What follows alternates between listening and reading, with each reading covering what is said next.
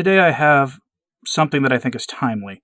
And by something, I mean three somethings. There are three very short essays by Fulton Sheen on finding inner peace.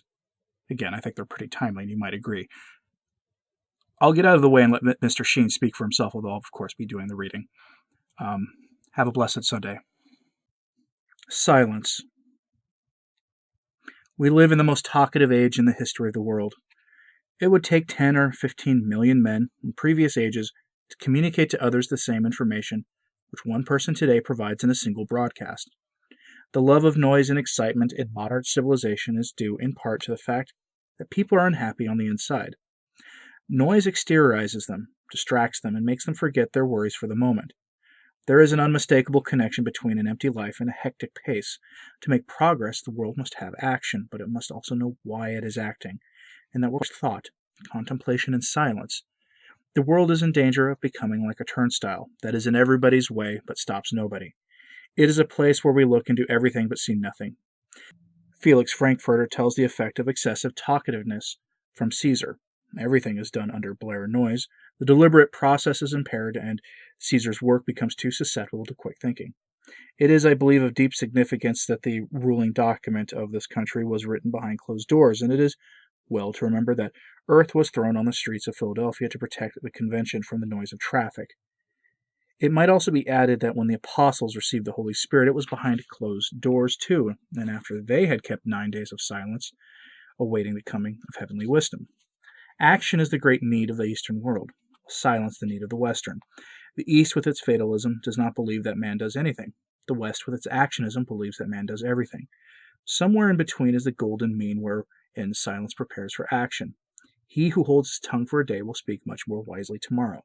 Even friendships are matured in silence. Friends are made by words. Love is preserved in silence. The best friends are those who know how to keep the same silences. As Maeterlinck wrote, quote, "Speech is too often not, as the Frenchman defined it, the art of concealing thought, but a quite stifling and suspending thought, so that there is none to conceal. Speech is of time, silence of eternity." The ancient Spartans used to say that a fool cannot be silent, and the scriptures say that a fool's voice is known by many words. See Ecclesiastes chapter 5, verse 2.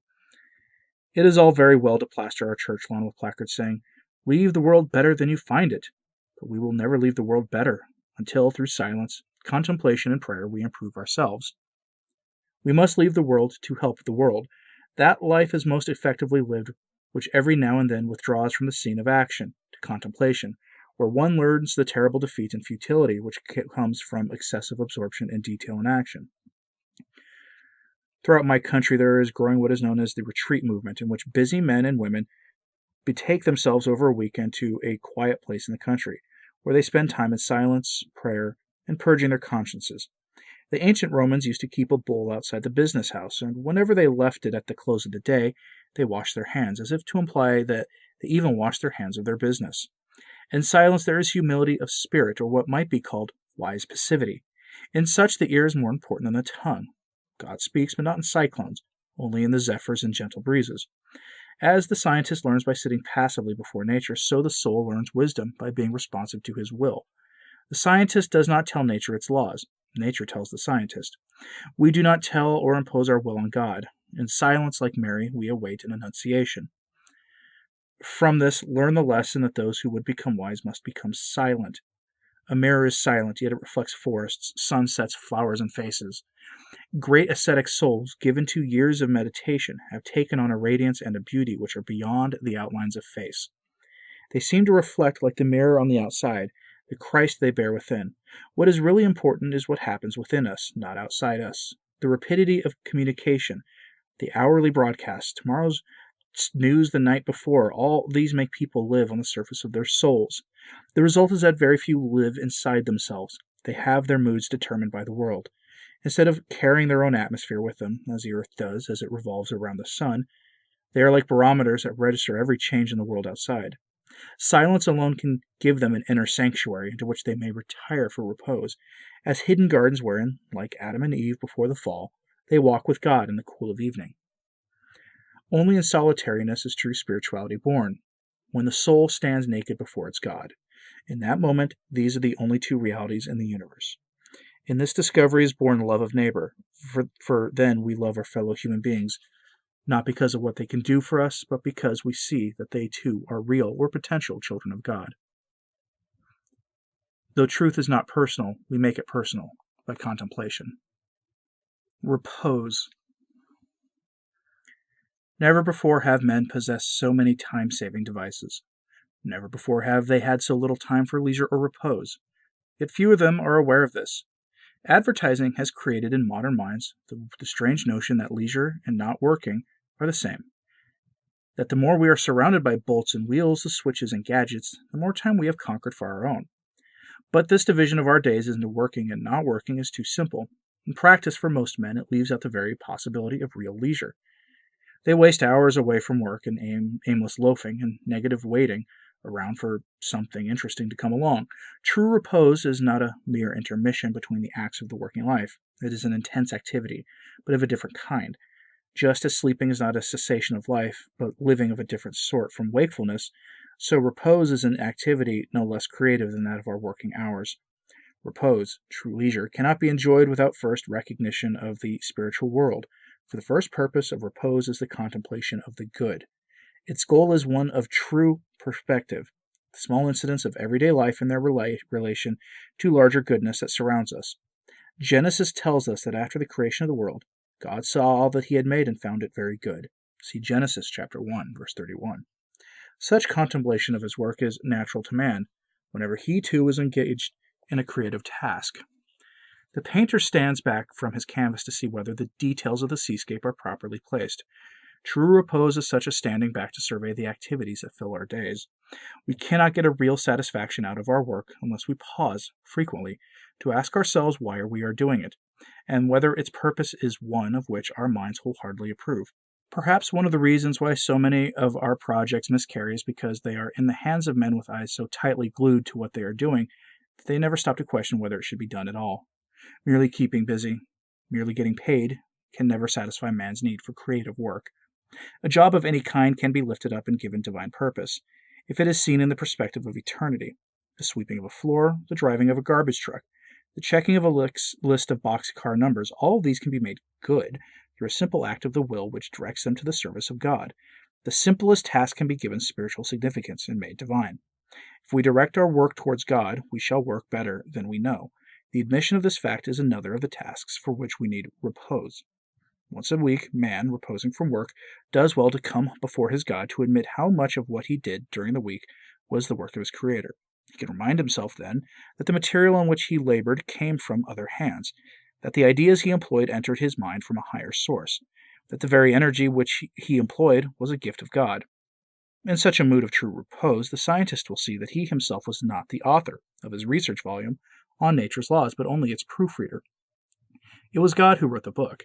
In such repose, the teacher will confess that every truth he passed on to his students was a ray from the sun of divine wisdom. The cook who peels potatoes after such a period of repose will handle them as humble gifts of God himself. Repose allows us to contemplate the little things we do and their relationship, the vast things which alone can give them worth and meaning. It reminds us that all actions get their worth from God. Worship means admitting truth. To worship is to restore to our workday life its true worth by setting it in its real relationship to God, which is its end and ours. Such worship is a form of repose, of an intensely active and creative contemplation of divine things, from which we arise refreshed. The promise of Jesus in the Gospel of St. Matthew is still waiting for those who are willing to hear it. Come to me, all you who labor and are burdened, and I will give you rest. See Matthew chapter 11, verse 28. The philosophy of pleasure. We all want happiness. We should all take the sensible step of learning that there are 3 laws of pleasure, which, if followed, will make the attainment of happiness immeasurably easier. The first law: if you are ever to have a good time, you cannot plan your life to include nothing but good times. Pleasure is like beauty. It is conditioned by contrast. Fireworks would not delight us if they were set off against a background of fire, or in the blaze of the noonday sun. They need to stand out against the darkness. Lilies bring us special pleasure because their petals rise, surprisingly, on the waters of foul ponds. Contrast is needed to help us see each thing being visible by itself. Pleasure, by the same principle, is best enjoyed when it comes to us as a treat, in contrast to experiences that are less pleasurable. We make a great mistake if we try to have all our nights party nights. No one would enjoy Thanksgiving if every meal were a turkey dinner. New Year's Eve would not delight us if the whistles blew at midnight every night. Fun rests on contrast, and so does the enjoyment of a funny situation. If a bishop has a mitre thrust on the side of his head by an errant master of ceremonies, it makes us laugh. It would not be funny if all bishops always wore their mitres askew. Our enjoyment of life is vastly increased if we follow the spiritual injunction to bring some mortification and self-denial into our lives. This practice saves us from being jaded. It preserves the tang and joy of living. The harp-strings of our lives are not thin, made slack by being pulled until they are out of tune. Instead, we tighten them and help preserve their harmony. Self-discipline brings us back to the excitement of our childhood, when our pleasures were rationed, and we got our dessert at the end of the meal and never at the start. The second law. Pleasure is deepened and enhanced when it has survived a moment of tedium or pain. This law helps us to make our prized pleasures last for a whole lifetime. To do so, we must keep going at anything we do until we get our second wind. One enjoys a mountain climb more after passing through the first moment of discouraged exhaustion. One becomes more interested in a job or work after the impulse to drop it has been overcome. In the same way, marriages become stable only after disillusionment has brought the honeymoon to an end. The great value of the marital vow is in keeping the couple together during the first quarrel. It tides them over their early period of resentment until they get the second wind of true happiness at being together. Married joys, like all joys, are born out of some pain. The cross must be the prelude to the crown. The third law. Pleasure is a byproduct, not a goal. Happiness must be our bridesmaid, not our bride. Many people make the great mistake of aiming directly at pleasure. They forget that pleasure comes only from the fulfillment of a duty or obedience to a law. For man is made to obey the laws of his own nature, as inescapably as he must obey the laws of gravity. A boy has pleasure eating ice cream because he is fulfilling one of the oughts of human nature, eating. If he eats more ice cream than the laws of his body sanction, he will no longer get the pleasure he seeks, but the pain of a stomachache. To seek pleasure, regarding of law, is to miss it. Shall we start with the pleasure or end with it? There are two answers to the question, the Christian and the other. The Christian says, begin with the fast and end with the feast, and you will really savor it. The other says, begin with the feast and end with the morning after headache.